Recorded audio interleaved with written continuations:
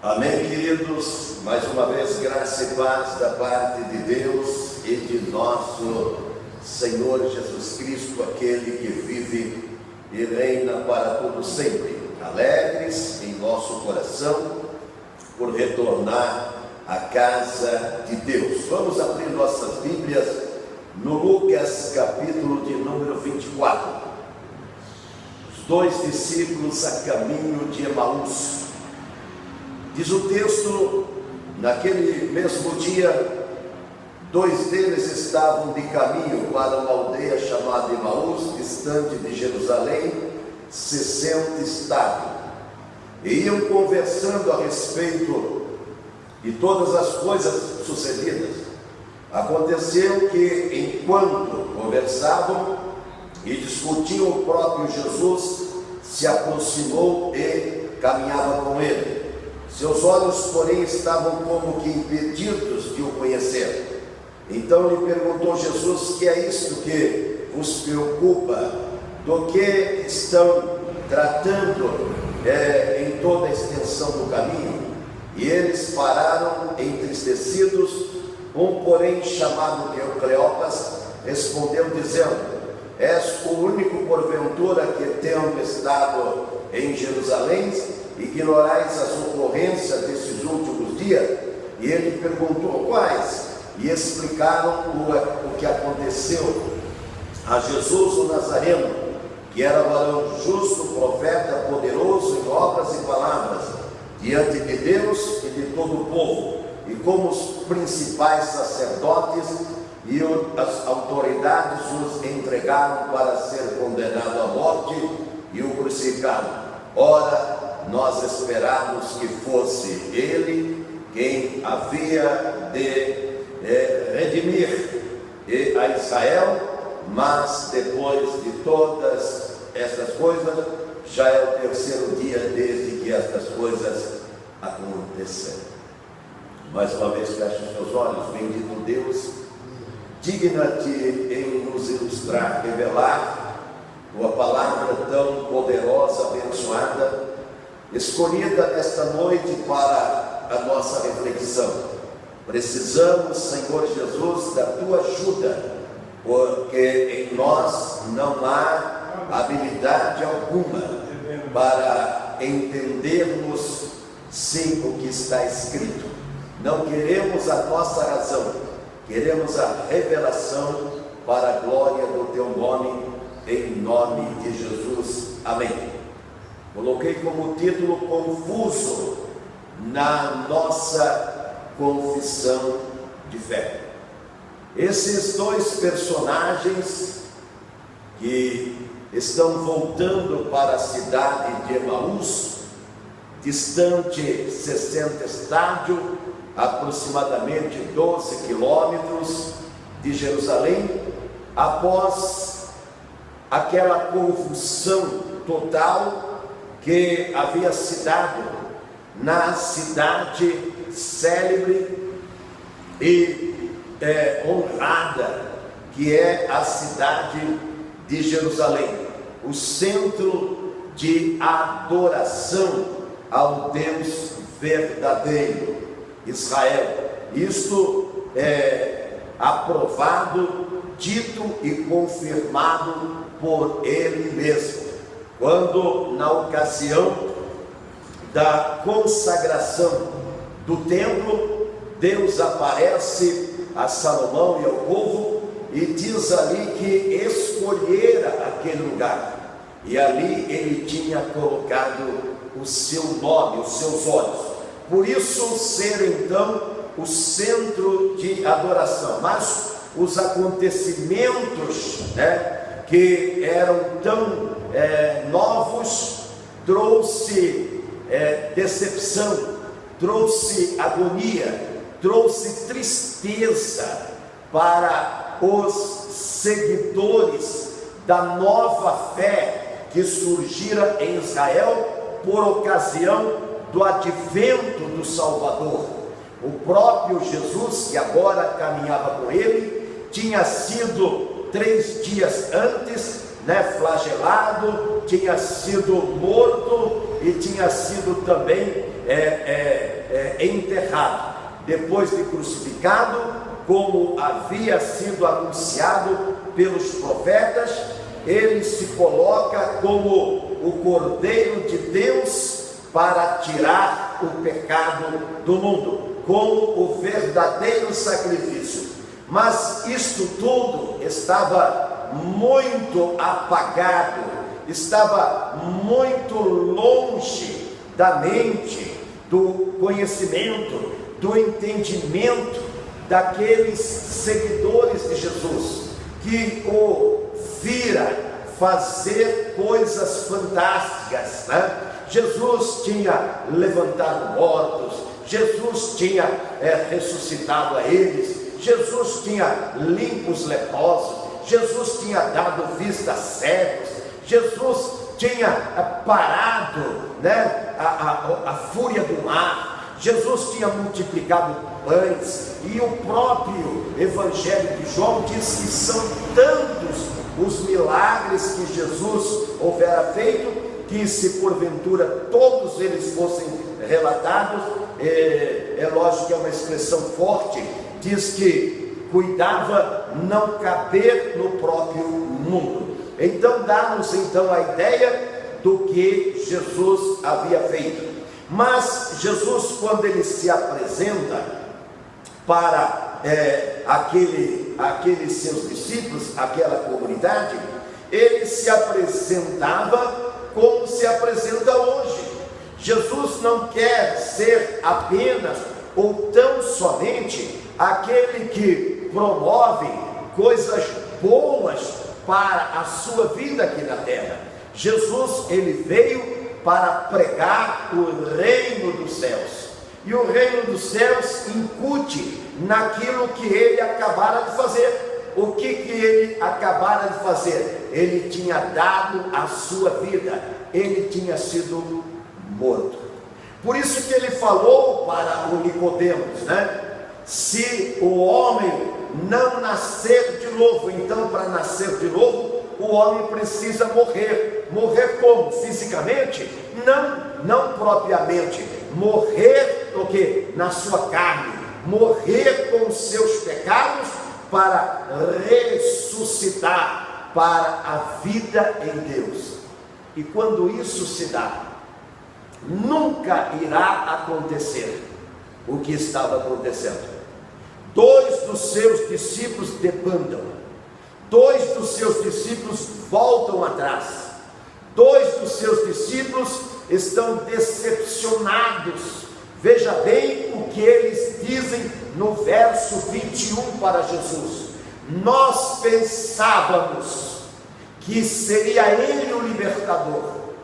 Eles não estavam errados no pensamento, eles estavam errados no tempo, eles estavam errados no tipo de libertação, na espécie de libertação que Jesus veio trazer. Jesus veio trazer a libertação do jugo maior que nefasta esta terra, este mundo e esse planeta, que é o pecado.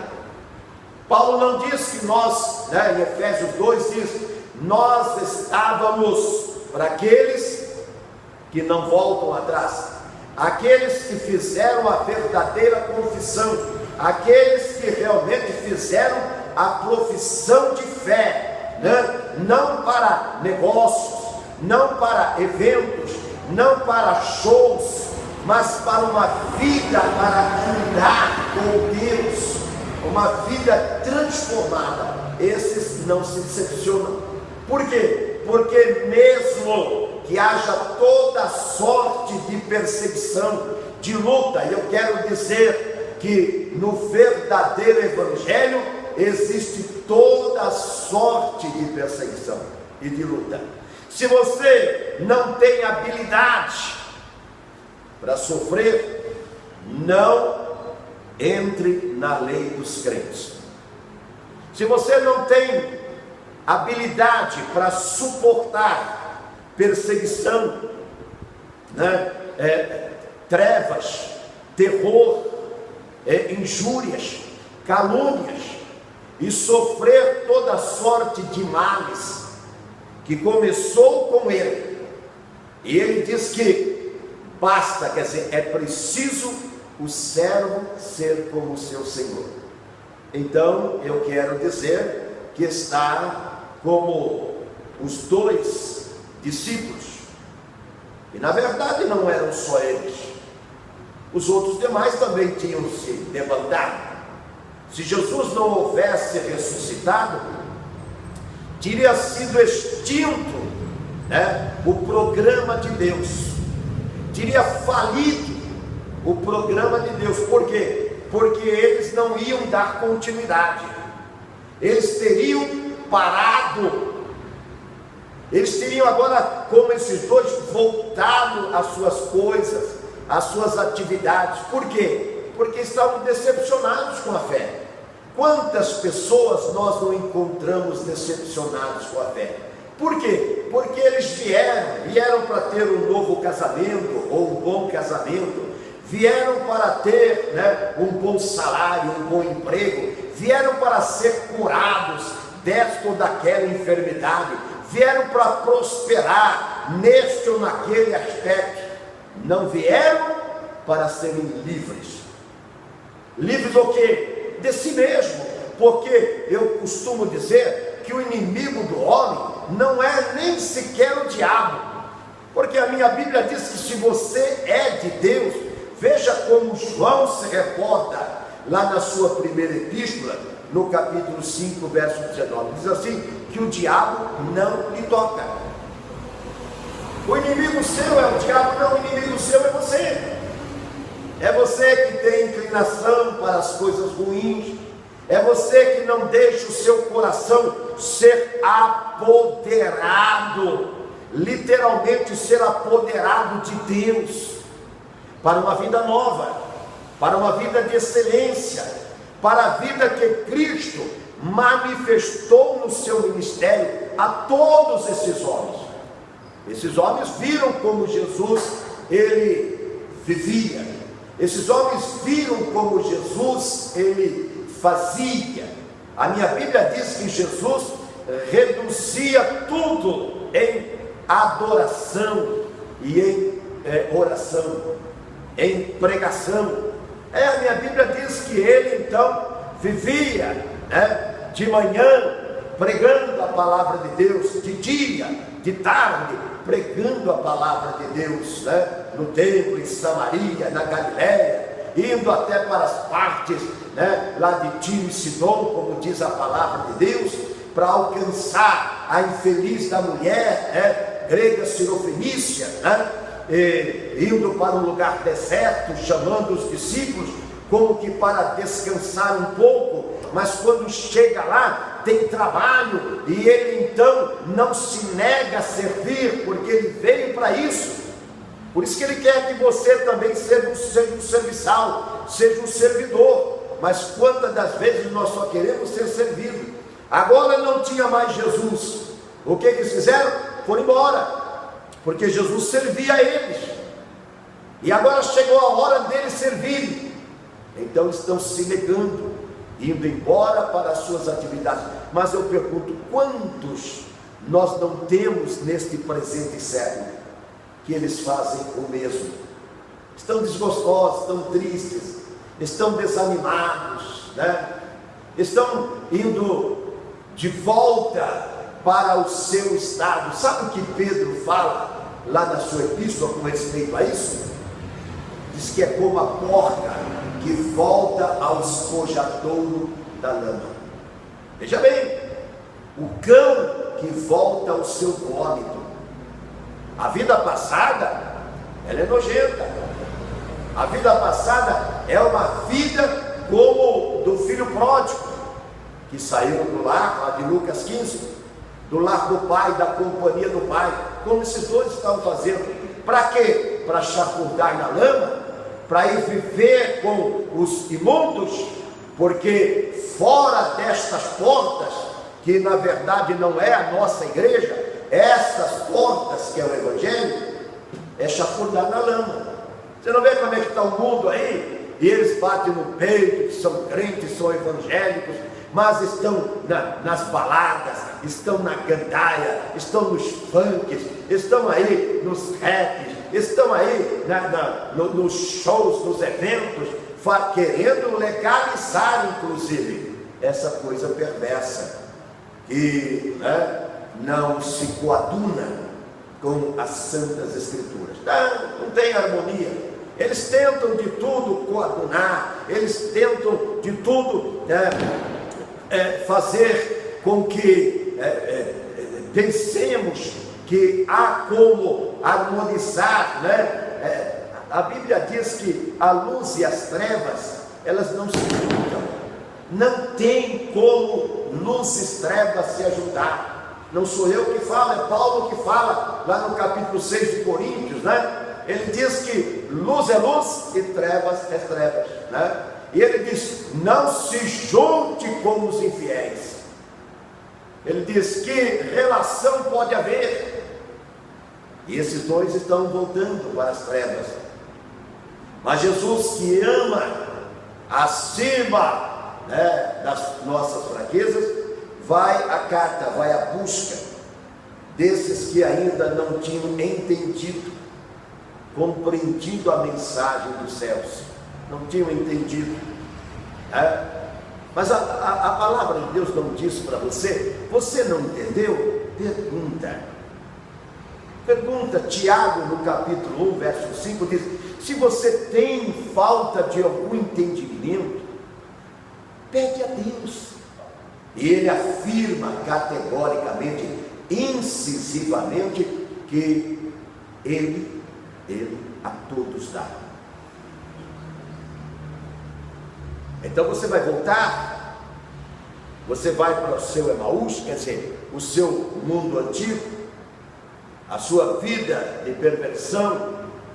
Diz: pastor, eu nunca fui pervertido. Todo ser humano. Vai perguntar lá para os caras de Brasília se eles são pervertidos. Vai perguntar, esses caras lá do mensalão, eles dizem que não também.